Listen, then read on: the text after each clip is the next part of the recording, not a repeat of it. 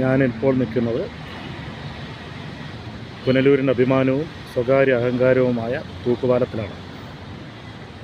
ഈ തൂക്കുപാലം നിർമ്മിച്ചിരിക്കുന്നത് ചങ്ങലകളാൽ ആടുന്ന രീതിയിലുള്ള ഒരു പാലമാണ്.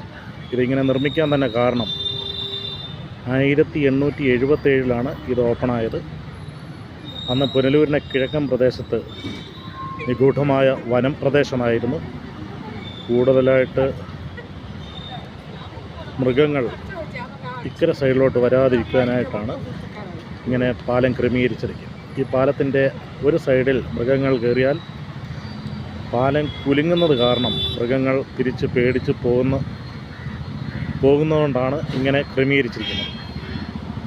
ഇന്ത്യയിലെ തന്നെ രണ്ടാമത്തെ തൂക്കുപാലമാണ്. ഇതിൻ്റെ ഇടതുവശത്തുള്ള കോൺക്രീറ്റ് പാലം വരുന്നിടം വരെ ഇതുവഴിയായിരുന്നു ഗതാഗത സഞ്ചാരം നടന്നിരുന്നത് എന്നുള്ള കാര്യം എല്ലാവരും ഇപ്പോൾ അത്ഭുതത്തോടു കൂടിയാണ് കാണുന്നത്. ഇതിൽ പാകിയിരിക്കുന്ന തമ്പകത്തിൻ്റെ തടിയാണ്. ഇത് 1877 ജനങ്ങൾക്ക് വേണ്ടി തുറന്നു കൊടുത്തത്. ഓക്കെ, ഞാനിപ്പോൾ നിൽക്കുന്നത്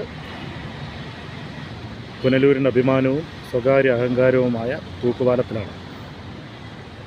ഈ തൂക്കുപാലം നിർമ്മിച്ചിരിക്കുന്നത് ചങ്ങലകളാൽ ആടുന്ന രീതിയിലുള്ള ഒരു പാലമാണ്. ഇതിങ്ങനെ നിർമ്മിക്കാൻ തന്നെ കാരണം 1877 ഇത് ഓപ്പണായത്. അന്ന് പുനലൂരിൻ്റെ കിഴക്കൻ പ്രദേശത്ത് നിഗൂഢമായ വനം പ്രദേശമായിരുന്നു. കൂടുതലായിട്ട് മൃഗങ്ങൾ ഇക്കര സൈഡിലോട്ട് വരാതിരിക്കാനായിട്ടാണ് ഇങ്ങനെ പാലം ക്രമീകരിച്ചിരിക്കുന്നത്. ഈ പാലത്തിൻ്റെ ഒരു സൈഡിൽ മൃഗങ്ങൾ കയറിയാൽ പാലം കുലുങ്ങുന്നത് കാരണം മൃഗങ്ങൾ തിരിച്ച് പേടിച്ച് പോകുന്നതുകൊണ്ടാണ് ഇങ്ങനെ ക്രമീകരിച്ചിരിക്കുന്നത്. ഇന്ത്യയിലെ തന്നെ രണ്ടാമത്തെ തൂക്കുപാലമാണ്. ഇതിൻ്റെ ഇടതുവശത്തുള്ള കോൺക്രീറ്റ് പാലം വരുന്നിടം വരെ ഇതുവഴിയായിരുന്നു ഗതാഗത സഞ്ചാരം നടന്നിരുന്നത് എന്നുള്ള കാര്യം എല്ലാവരും ഇപ്പോൾ അത്ഭുതത്തോടു കൂടിയാണ് കാണുന്നത്. ഇതിൽ പാകിയിരിക്കുന്ന തമ്പകത്തിൻ്റെ തടിയാണ്. ഇത് 1877 ജനങ്ങൾക്ക് വേണ്ടി തുറന്നു കൊടുത്തത്.